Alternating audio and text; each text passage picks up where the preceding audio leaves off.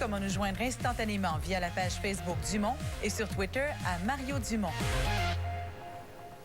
Est-ce que le Québec pourrait vivre un jour sans la péréquation, sans l'aide des provinces plus riches? Yuri Chassin, économiste à l'Institut économique de Montréal, vient de faire une étude. Bonjour, Yuri. Bonjour. Première chose, moi, j'ai toujours cru de bonne foi qu'il fut une époque, dans le passé, il y a 30 ans, où le Québec donnait de l'argent pour la péréquation, était une province, dans le fond, plus riche, pour payer pour les plus pauvres.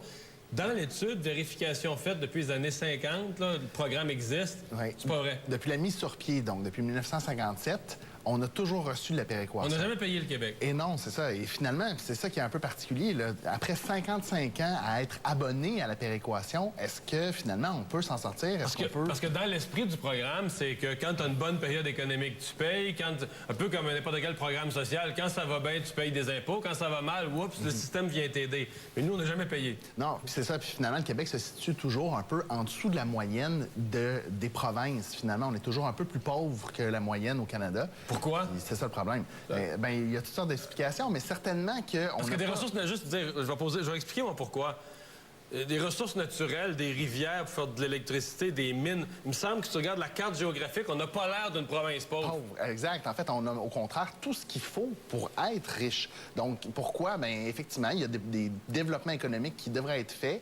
Puis il y a des politiques, clairement, qui ne favorisent pas le développement économique au Québec. Donc, on devrait y penser pour s'éviter d'avoir un autre 55 ans de péréquation en avant de nous, finalement. Oui, parce que dans le fond, c'est bien plate. C'est comme payer de l'impôt, c'est bien plate. Mais si tu payes de l'impôt, ça veut dire que tu fais de l'argent. Même chose pour les provinces. Si tu payes de la péréquation, ça veut dire que tu fais partie des provinces riches. Exactement. C'est pas un déshonneur. Bon, vous arrivez à dire comment le Québec pourrait un jour ne plus payer de péréquation. Et là, ça se résume à une ligne. On dit la péréquation a un petit travers. Elle incite les provinces à ne pas développer leurs ressources naturelles. Explique-moi ça.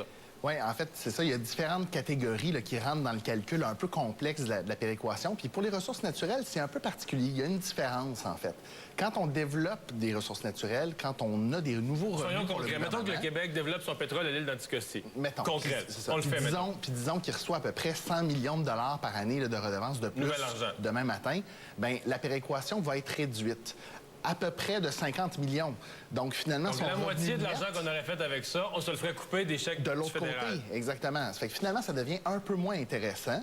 Et puis, évidemment, bon, on peut le faire quand même, mais étant donné que ça devient un peu moins intéressant, est-ce qu'on va le faire autant? Et c'est un peu ça la question. Donc, ça encourage une espèce de paresse des provinces à développer leurs ressources, d'une certaine manière. Probablement. Puis, donc, le gouvernement, finalement, a fait des ententes, par exemple, avec certaines provinces pour les inciter à développer leurs ressources. L'exemple qui me vient en tête, c'est Terre-Neuve. Où là, finalement, eux, quand ils ont développé leurs ressources naturelles, on a fait une exception, une entente spéciale pour leur laisser leur argent. C'est ça, pour leur pétrole, pour Hibernia, dans le fond. Et puis, ça leur a permis, d'ailleurs, de sortir de la péréquation. En Terre-Neuve n'est plus maintenant un bénéficiaire. Terre-Neuve, maintenant, on riait d'eux autres il y a 20 ans. À cette heure, ils payent pour nous autres.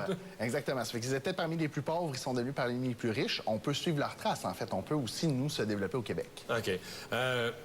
Il faut, dans ça, par exemple, qu'on ait la volonté de développer nos ressources. Toute votre étude est basée sur l'idée ou sur l'hypothèse qu'on veut développer nos ressources, là.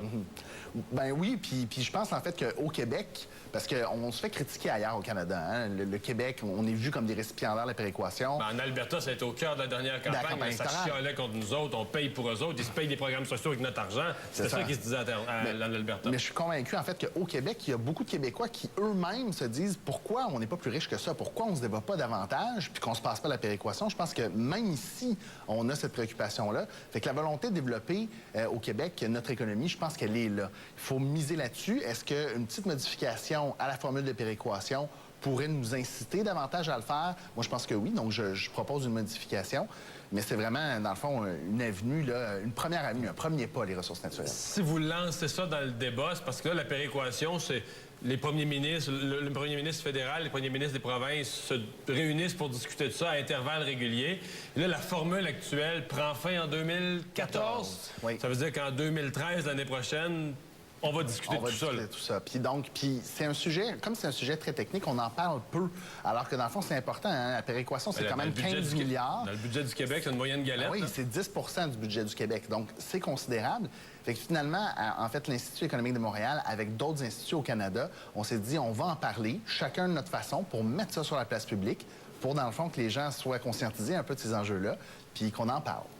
Merci, Yuri, d'avoir été avec nous. On n'a pas fini d'en parler de ce sujet, la péréquation. Restez là après la pause. Vos opinions colorées aujourd'hui sur le goût d'aller voter en plein mois de juillet. Et on vous parle de Kanawake, où il y a eu des trafiquants d'armes arrêtés ce matin.